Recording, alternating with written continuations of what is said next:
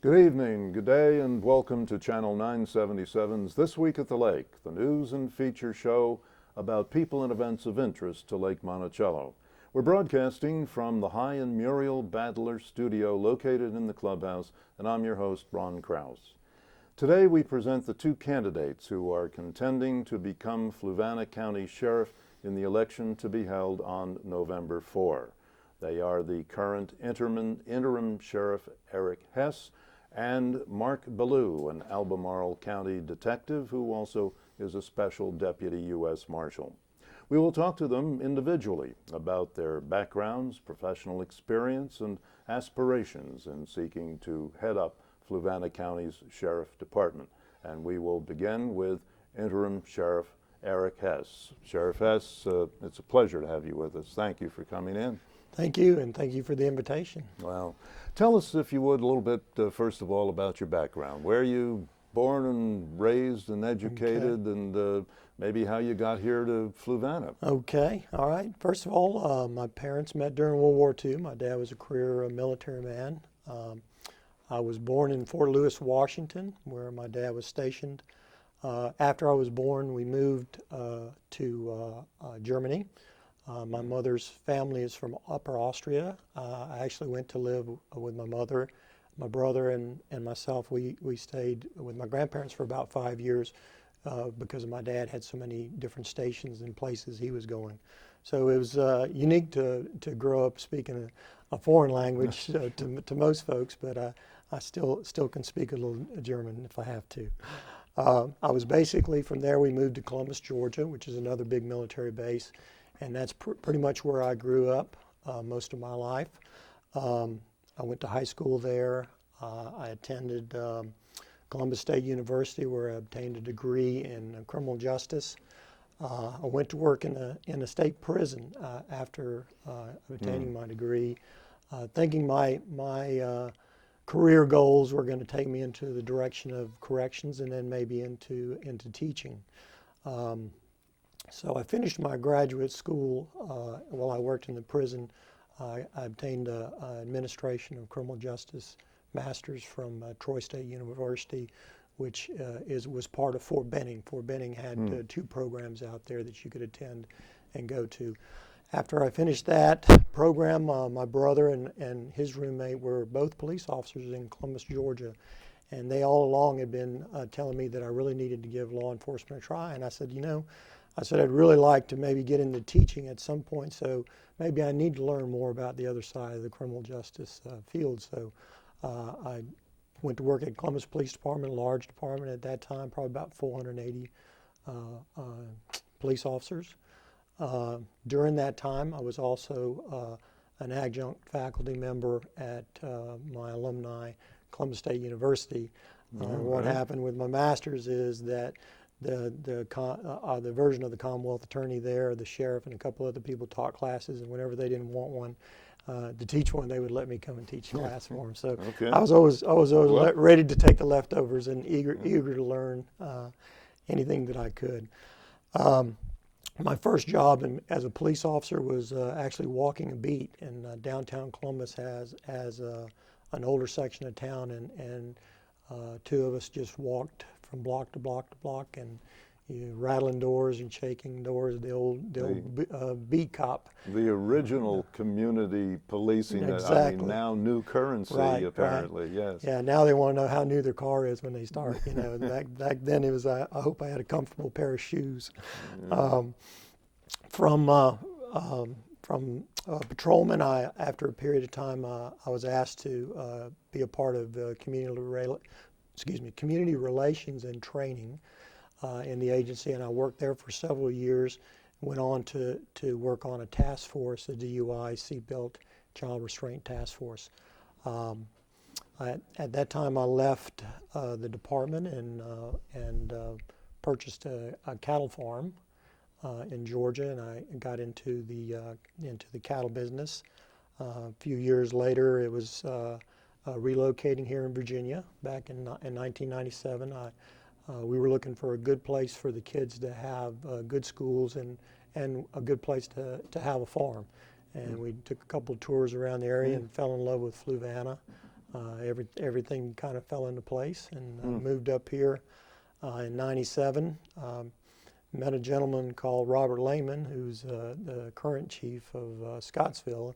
At the time, he was the chief deputy in Albemarle County. He said, because he was a farmer, and that's how I met him.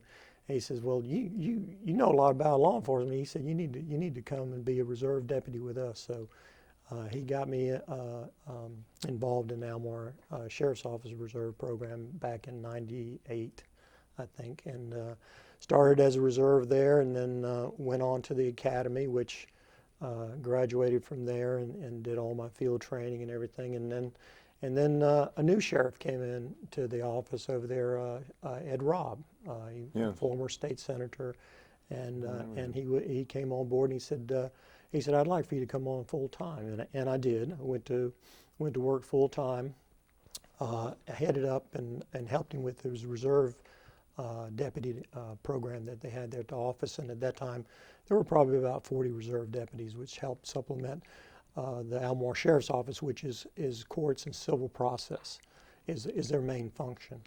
I worked there until I was promoted to sergeant. Also during that time, we had it was the 9/11 incident in New York, and then law enforcement changed. At that time, Sheriff Robb told me, he says, "Eric, I want you to go and learn everything you can about terrorism."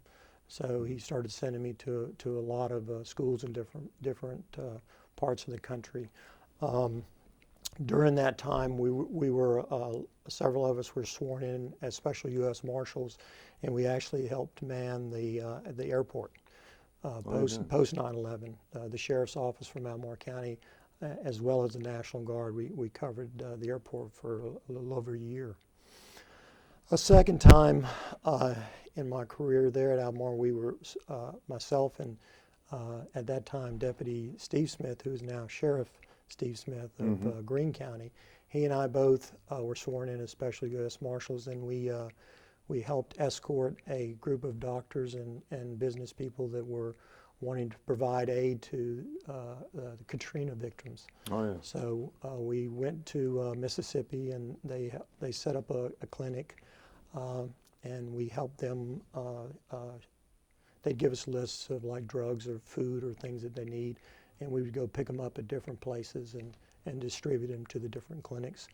And did that. I think we stayed down there about 5 days until Duke University came in, and they opened up a much larger clinic. Yeah.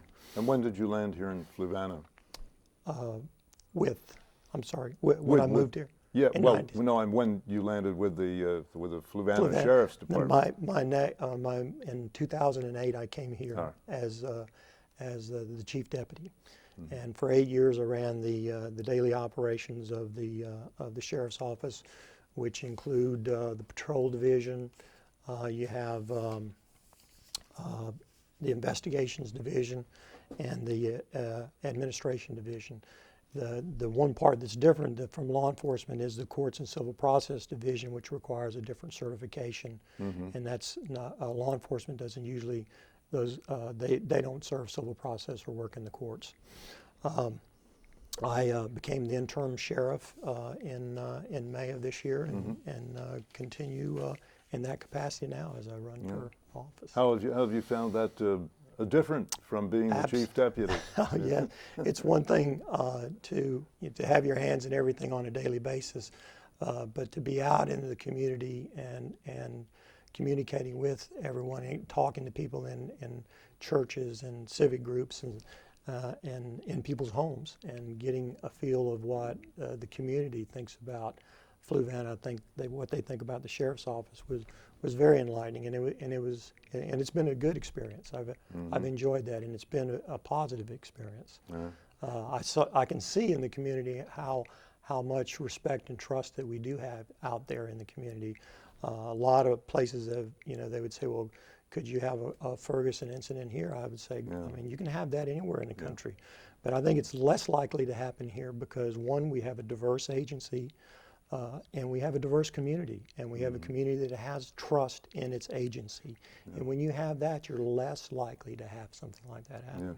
Is there anything in particular that's motivated you to seek the post, permanently, shall we say, or at least, Right. on a full term basis? Where it was a surprise when Sheriff Washington took his job up Yes, in well. Richmond. But anytime someone betters themselves, good for them. And it put me in a position where in the progression of my career from a patrolman to a deputy to a sergeant to a chief deputy, well, that's the next step. So it's part of that progression in a career, and it's like summing up a career. How better can you end your career than being the sheriff or a chief of an agency that you've worked all your life to do something, and then there it is. That's true. And the only difference is with a sheriff, you have to run for it as an office versus being appointed as a chief. Mm-hmm. And speaking, you mentioned that run for it as an office. I gather you have made a point of saying that you are running without, in effect, a political identification. You're running as an independent. Absolutely. I feel, and that's my personal feeling, is that the chief law enforcement officer of any community should remain bipartisan, so that there's never any one way or the other of somebody saying you played favor for one side or the other. There is no favoritism in law enforcement. You enforce the law. End of conversation. Yeah. All right. Okay. Yeah. I guess the main thing probably people would be interested in that if elected, what really are your main goals? What do you hope to accomplish? Well, the Sheriff Washington did a great job of bringing the sheriff's office to where it was when he left. He put a tremendous amount of work in it, and for 8 of those years, I was a part of that, and I saw the direction that he was taking the office, and it's pretty much a direction forward in trying to make to work more with less. As the economy got worse, you had to do more with less. I think schools, everybody has felt the pinch. And those are the ways you have to adjust. You have to adjust your agency to the types of crimes you have. You have to adjust to, like when we lost 4 part-time deputies. You had to scramble to readjust your agency to provide the services, the key functions that you have to have for the community on a daily basis. Changes, no, we restructured to make our office more efficient, more people working out in the field, and that's what it was all about. Things I'd like to see that to come about in the community is, like in Albemarle County, I would like to bring in increase our reserve program. Currently, we have 3 people in our reserve program. I would like to see that increase, as well as our volunteer program, which is called VIPS, Volunteers in Police Service, which are civilian volunteers. We need help there. We don't have a receptionist. We don't have anybody up at the front of our desk, and it's because we had to do away with those positions so we could take them and make them deputies and put them into courts so we could put more people back on the road.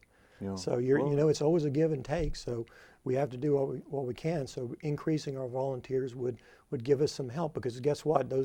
Somebody still has to talk to the people that walk in off the street, and somebody's still got to help file the reports and stuff. So now we're having to share those responsibilities, and bringing on more reserves would help us for community events and emergencies that incur in the community, like in the snowstorms and working Old Farm Day and all. The difference in Albemarle reserves and here would be that our biggest component is law enforcement, which has a great deal more criteria than courts and civil process, and the certification is much longer for that.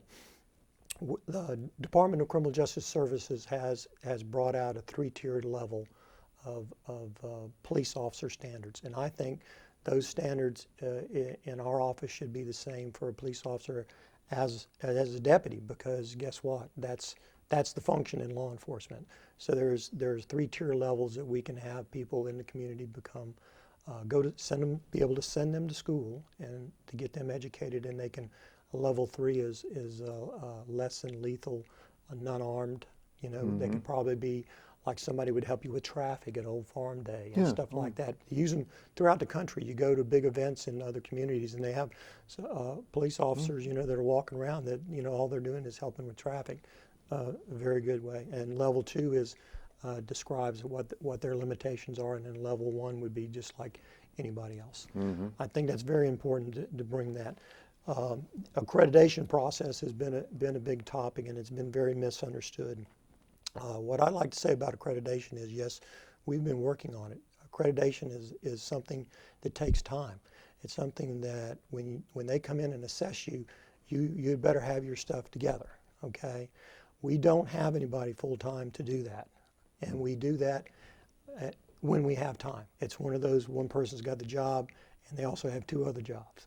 So we have been working in that direction for a long time, but what I'd like to give you is some statistics. There are 340 law enforcement agencies in this community. Of those 340 agencies, only 91 of them are certified or accredited. In the Commonwealth. In the Commonwealth of Virginia. Out of those, 25 agencies are a member, and they are working toward what is called self-accreditation, meaning they don't have a complete staff to where you can, like in some agencies, there's 2 or 3 people that work, and they do accreditation every day, forever. That's all they do. Really? So we don't have the staffing to do that. But we are one of 9 sheriff's offices out of the 25 in the state of Virginia that have been working toward accreditation.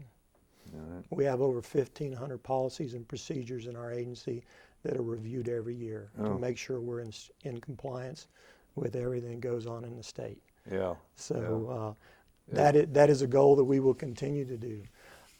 Another thing that I would like to see in the community is I'd like for us to expand out a little bit into having a few small satellite offices around some of the business areas in the Fork Union, maybe up toward Troy or whatever.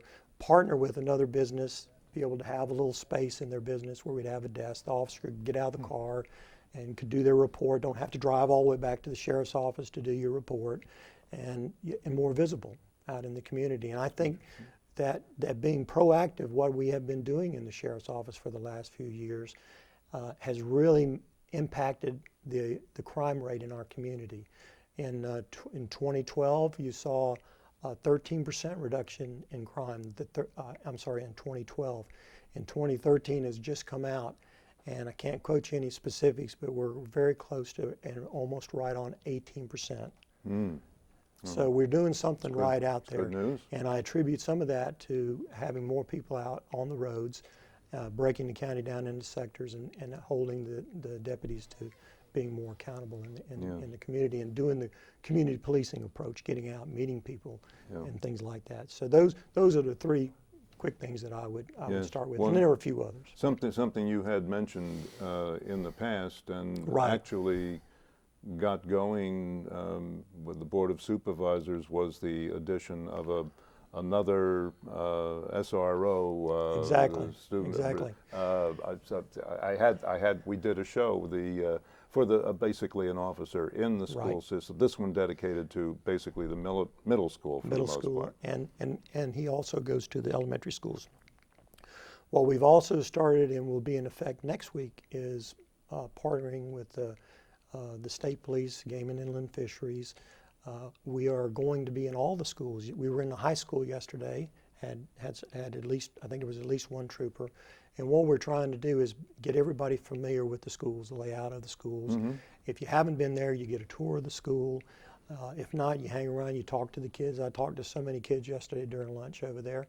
And the same thing with the officers that are working during the day. Just about every daylight officer has been in the middle school now that Sergeant Lopez is over there, and goes over there and they have lunch. The state police has assigned a trooper to each school, and when they become familiar with that school, it's, and they're riding around, they can get out and go into that school.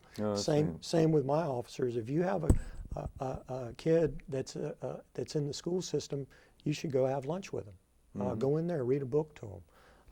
You know, it's part of being in the community and a benefit of living and working in the community where you reside. You know, you're more than Yeah, you're you're more a than part, just right, you're more than just the right. enforcement guy. And you're not there just Yeah. for your kid. You're Right. also there for the other children. Right. You know, and I think that impact is. And it was, you know, yesterday at the high school they were going, "Why are you here?" I said, "I'm here to learn more about your school." Yeah, okay. You know, and I'm here to learn about you. What do you want to know about me? Yeah. You know, and it was good. So I look forward to next week going into the middle schools and the elementary schools. Good. Bringing it close to home for a moment here to Lake Monticello, Right. and of course the county sheriff is the chief law enforcement officer of the county. Right. That said, how do you envision the working relationship with the Lake Monticello Police Department? We have an excellent working relationship with Tom and his crew. I think they do a really good job, and they know that we're there. We're going to help them with anything and everything that they need help with. The same as we rely on. We don't have the capacity to have a SWAT team. You know, so guess what? We rely on our mutual aid agreements that we have with other agencies to pick up the phone and say, hey, we have this and we need a SWAT team. So that's why you have those things in place.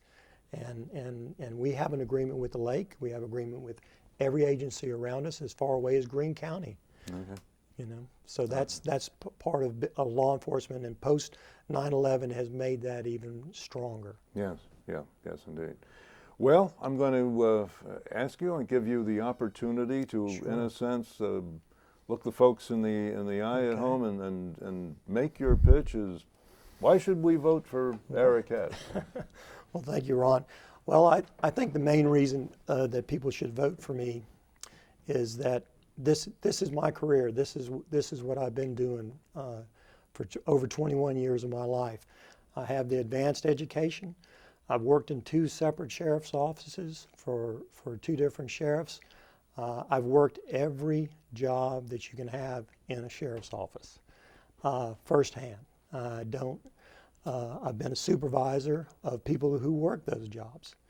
I have courts and civil process certification, which is required in a sheriff's office. I've been a first line supervisor, which is a sergeant, someone who supervises people in the courts in the civil process or out on the road.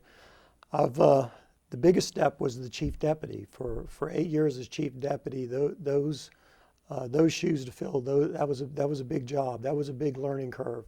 And it took me a few years to really get a grasp around everything that needed to be done. I mean, you can have it in writing that says your job description is A, B, and C, but until you become acclimated and you get to working and it becomes an everyday routine, that's when it falls into place. And as I progressed along, Sheriff Washington included me in more and more things. So, you know, becoming part of the budget, working on that with him. Those are all things that are a must know how to do from day one in the sheriff's office. And I think that running an agency with over $2.5 million budget, over 32 sworn deputies, that someone has to be physically responsible for that budget and the citizens of this community, which we have over 26,000. I've been the sheriff for 6 months. I'm on a learning curve there, I can tell you. I didn't know there was so much of different duties that the sheriff had, so many reports that are due and things like that. That is a learning curve for me. The one thing I bring is that January 1, it would just be another day at work for me. All right. Well, thank you very time. much for being with us. We have been talking with Interim Sheriff Eric Hess, and if you will stay with us for a moment, we will be right back with Albemarle Detective Mark Belew. Thank you. Hang in with us. Thank you.